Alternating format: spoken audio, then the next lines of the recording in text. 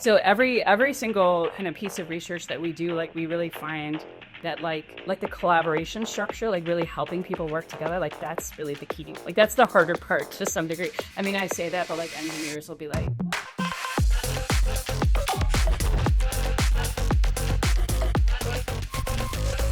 Welcome to GenAI Talks. I think there's so much that happens when it comes to being able to research.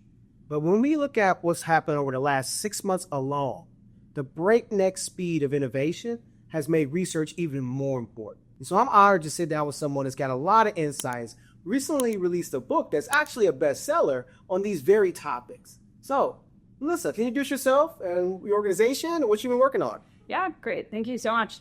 So I'm Melissa. I'm a professor at Stanford. My department is called Management Science, and I'm also a senior fellow at the AI Institute at Stanford.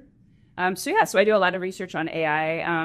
The best-selling book we just found out a couple weeks ago, so it's super exciting. So let's talk about that. Okay, great. What's the name of the book? What was the main problem you're looking to solve? And what have you learned? Yeah, okay, so the book is called Flash Teams, and the subtitle is, let's see if I can get this, it's like Leading the AI-Enhanced On-Demand Future of Work. When we first started doing this research, I was introduced to a computer science professor, and he was working in a world of crowdsourcing. So at this time, they were like using software to connect with like anyone on Earth, right? Anyone who is like has internet.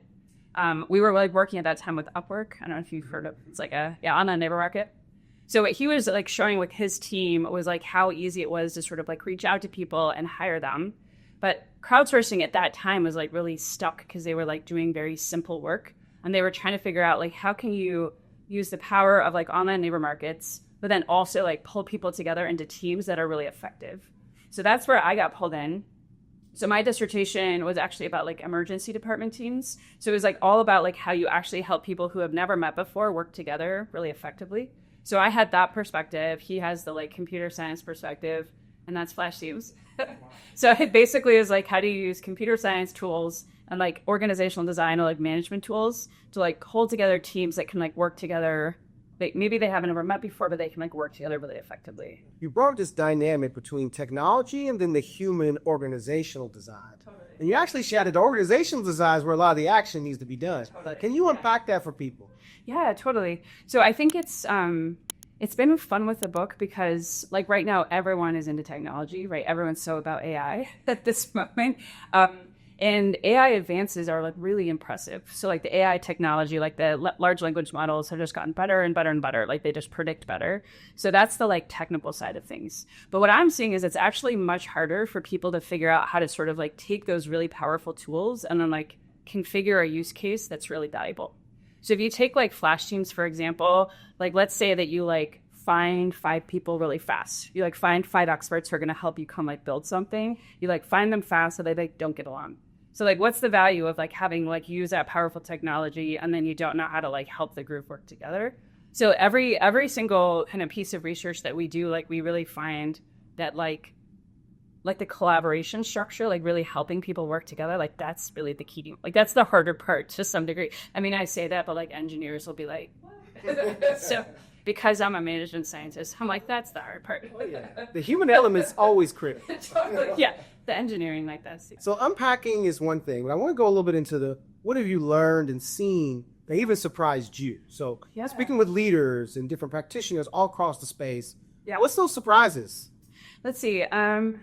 I think within Flash Teams, like what we were really surprised by is how, I mean, it sounds silly to like really emphasize this, but just like how quickly people could pull a team together and get started and like really effectively build something.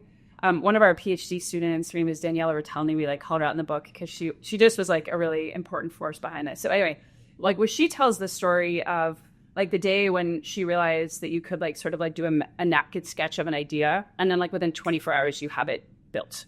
And like that was like the speed that was happening at the time. And we were all like really excited and just like really wowed that you could like put out an open call to anyone in an online labor market. They show up, you like help them work together, and like it totally works.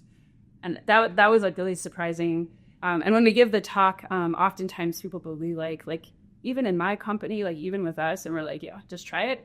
And like, I think that's the fun thing is like the first time you try it, then you can like see how fun it is and like how fun it is to get people to work together with you kind of like on a problem that's right there in front of you. Yeah, and it's something that's so tactile. You get that feeling of joy that comes from the rapid development or rapid bringing to life of an idea. Yes, 100%. There's very few things that are that rewarding at speed. Yeah. Share a little bit, like, what are you seeing about how companies are really building that muscle to really do this type of work? And what's the difference when we see between some of those companies that are able to do it well and not? I mean, I think something that's like interesting about technology is that just like there's waves of kind of like attention. And when we did Flash Teams, like the first few were like 5 years ago and people were excited about it. And then like all anyone can talk about lately is generative AI.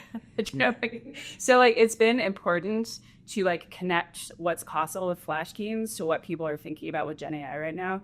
So it feels like the muscle memory right now is like maybe we're like really trying to help people understand how to come out with those ideas and kind of like move forward. Yeah. And where those two meet, only magic occurs. Oh, right. No, exactly. Yeah. So I only get people to think you're working on something new coming next, right? I'm not doing spoil. I'll let you share. Okay, sure. Yeah. Let's see. The thing that I am most excited about coming out now is we just had an article accepted at Harvard Business Review, and it is all about generative AI. It's about we've been studying a big tech company, and we've been like looking for like what actually helps people create use cases that really like take hold. And again, I got to credit one of my students. So Amanda Pratt had this kind of brilliant insight watching people try to like configure generative AI. And she was like, wow, like we're talking a lot about prompt engineering, but it seems like what it really takes is like a product manager mindset. And like what that means is it just like it really takes people being like, what's going on in my workflows? Like, where's the opportunity? What can the tech do? Experimenting with it, and then like figuring out how to sort of like measure and integrate. And if you like think about it, that's what like product managers do all day. And like now all of us are like having to be our own product managers. So anyway, when she sort of like looked across all of this research that we had done and like really called that out, I was like, I felt like that was really powerful. So yeah, I'm very excited that that's coming out in Harvard Business Review because I feel like it like really helps managers kind of like know what to do. Like, what do you teach people? How do you help people? How to like get this technology to actually help them in their jobs. The role of conflict in team building is something that's really a powerful thing. Too much of it can lead to toxicity. The right amount, it can lead to cohesion, people rallying together. Can you speak a little bit to like what maybe in your work, even if you haven't directly, but what is the role of conflict and how people maybe in Flash teams manage and handle it well? Yeah, totally. Well, I'm going to kind of deviate from my prior questions just because there are some interesting examples in the book. So I am going to actually give you AI answers. And so like, feel like people, so the AI answers are like, we had this like one study where we could predict how well a team was going to do based on like, I don't remember what it was, but like, let's say like 10 seconds of interaction on Slack or like their first 80 lines of like interaction. And you can start to predict whether the team's going to fracture. And then, so that's just interesting. That's like an interesting tool for managers. So managers can be like, uh-oh, something's going wrong with this team. Like, let's intervene. So I think that's interesting. Another thing was there was a study where agents were sort of like teaching people how to do better conflict resolution and like better negotiation. So they were actually kind of like trained on it.